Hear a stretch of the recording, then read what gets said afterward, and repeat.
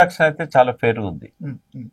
ఏమన్నా procedural lapses ఉన్నాయా లేవా అనేది ఎంక్వైరీలో తేలుతుంది. అంటే ఇప్పుడు ఫారిన్ కంపెనీకి మనీ ట్రాన్స్ఫర్ చేసే టైంలో అనుసరించాల్సిన పద్ధతులు ఏంటి, ఇందులో ఏమన్నా రిజర్వ్ బ్యాంక్ మనం కన్సల్ట్ చేయాల్సి ఉండేనా, ఫేమాకి సంబంధించి ఏమన్నా ప్రొసీజరల్ ల్యాప్సెస్ ఉన్నాయా, ఫారిన్ ఎక్స్చేంజ్ సంబంధించినవి, ఇట్లాంటి అంశాల మీద ఎంక్వైరీ జరుగుతుంది.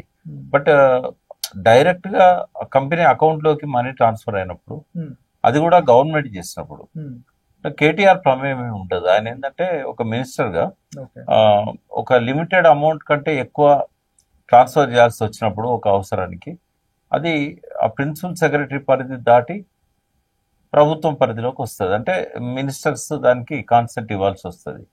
సో హెచ్ఎండిఏ దానికి సంబంధించిన ఒక అటానమస్ ఆర్గనైజేషన్ కాబట్టి కేటీఆర్ గారు దాని కన్సర్న్ మినిస్టర్, హెచ్ఎండిఏ చైర్మన్ గా సీఎం ఉన్నా కూడా వైస్ చైర్మన్ హోదాలో మినిస్టర్ గారు డిసిషన్ తీసుకునే అవకాశం ఉంటుంది. సో హైదరాబాద్ కీర్తి ప్రతిష్టలను పెంచడానికే ఈ కార్ రేస్ అనేది ఉపయోగపడుతుంది అనేది అందరం అనుకుంటాం. కేటీఆర్ గారు కూడా అదే భావించారు. సో ఆ టైంలో 192 కంట్రీస్ పోటీ పడ్డ ఈ కార్ రేస్ ప్రాజెక్ట్ అనేది తెలంగాణకు రావడం, అందులో హైదరాబాద్కు రావడం అనేది ఒక ప్రైడ్. కాబట్టి దాన్ని పోకుండా కాపాడుకోవడానికి ఒక మంచి ఇంటెన్షన్ తోని ఆయన మనీ ట్రాన్స్ఫర్ చేశాడు అనేది అందరం నమ్ముతున్నాం. ల్యాప్సెస్ ఏమున్నాయనేది ఇక్కడ చూడాలి. ఒకవేళ అవినీతి కోణం దీని వెనకాల ఏమన్నా ఉందా అనేది ఇప్పుడు ఏసీబీ ఎంక్వైరీ చేస్తున్నది. నాకు తెలిసినంత వరకు ఇది ఒక పొలిటికల్ వెంజెన్స్, అంటే కక్ష తీర్చుకునే దానిలో ఒక భాగంగా కనబడతా ఉంది. ఇక్కడ పెద్దగా అవినీతి జరిగినట్టు ఆధారాలు అయితే ఏమీ లేవు. కాబట్టి వీళ్ళు ఈ ట్రాన్స్ఫర్ ఆఫ్ మనీ వరకే పరిమితం అవుతారా, లేదా గతంలో కూడా గ్రీన్ కో తదితర సంస్థలు ఏవైతే గ్రీన్ కో టేకప్ చేసిన ప్రాజెక్ట్ ఒకటి ఉంది, ఇది ఎందుకంటే ప్రీవియస్ గా రన్ చేసింది, మాకు లాస్ అయింది అని కూడా వాళ్ళు అన్నారు.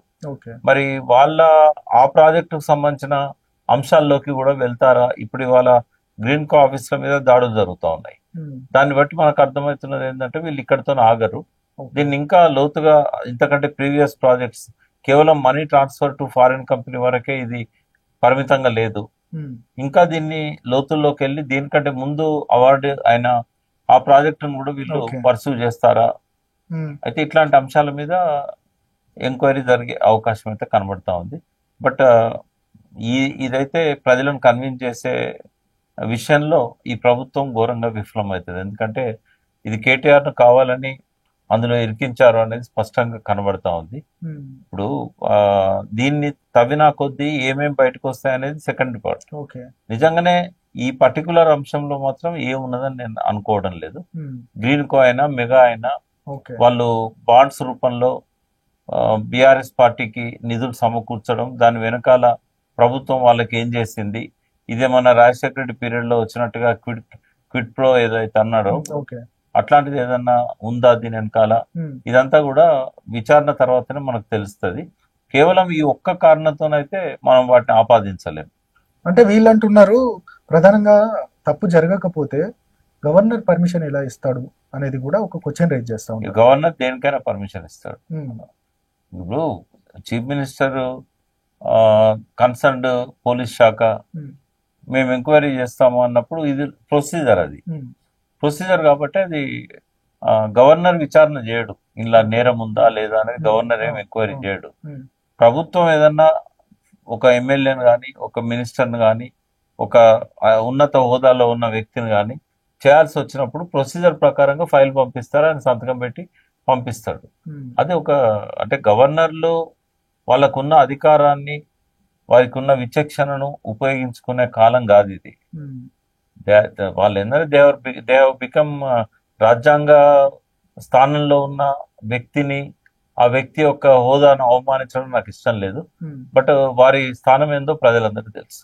అంటే కొంతమంది పోలుస్తున్నారు సార్, ఇది ఏపీకి సంబంధించిన స్కిల్ స్కామ్ సంబంధించి చంద్రబాబు నాయుడిని అరెస్ట్ చేసేటప్పుడు కూడా అప్పుడు గవర్నర్ పర్మిషన్ తీసుకోలేదు కాబట్టి తొందరగా బెయిల్ వచ్చే అవకాశం వచ్చింది. ఒకవేళ ఇప్పుడు కేటీఆర్ అరెస్ట్ అయితే మాత్రం తొందరగా బెయిల్ వచ్చే అవకాశం ఉండదు అనేది మాత్రం, అంటే బెయిల్ ఇవ్వడానికి ఇవ్వకపోవడానికి ఒక టెక్నికల్ అంశంగా అది పనికొస్తుంది తప్ప ప్రైమా ఫేస్ ఎవిడెన్స్ ఉందా లేదా, ఇతను బయట ఉంటే ఇతను ఎవిడెన్సెస్ తారుమారు చేస్తాడా, ఈ రెండింటి ఆధారంగానే బెయిల్స్ ఇవ్వడం అనేది ఇవ్వకపోవడం అనేది ఉంటుంది. ఓకే. ఇవాళ రికార్డ్స్ అన్ని గవర్నమెంట్ కస్టడీలో ఉన్నాయి. కేటీఆర్ ఈ ఆరోపణ వచ్చిన కాంచి బయటనే ఉన్నాడు. ఒకవేళ ఎవిడెన్సెస్ తారుమారు చేస్తే ఇప్పటి వరకు కూడా ఎప్పుడో చేయాల్సి ఉండే. ఆయన చేతిలో ఏం లేవు కదా, లేనప్పుడు ఆయన ఎవిడెన్సెస్ ఏం తారుమారు చేస్తాడు? ఇవన్నీ డబ్బుకు సంబంధించిన వ్యవహారాలన్నీ కూడా డాక్యుమెంటరీ ఎవిడెన్స్ ఉండాలి, ఓరల్ ఎవిడెన్స్ సరిపోదు. విట్నెస్ లను మాయం చేయడము, విట్నెస్ లను చంపేయడము ఇట్లాంటి ఇలా పనికిరావు. కాబట్టి మామూలుగా ఒక ప్రజాస్వామ్య సమాజంలో నేరం రుజువయ్యేదాకా అతన్ని దోషిగా పరిగణించకూడదు, అతన్ని నిర్దోషిగానే ఉండాలి.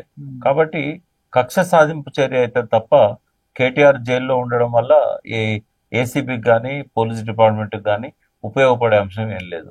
ఆయన ఒక్కొక్క రోజు జైల్లో ఉన్న కొద్దీ ఆయన పర్సనాలిటీ ఎదుగుతూ ఉంటుంది.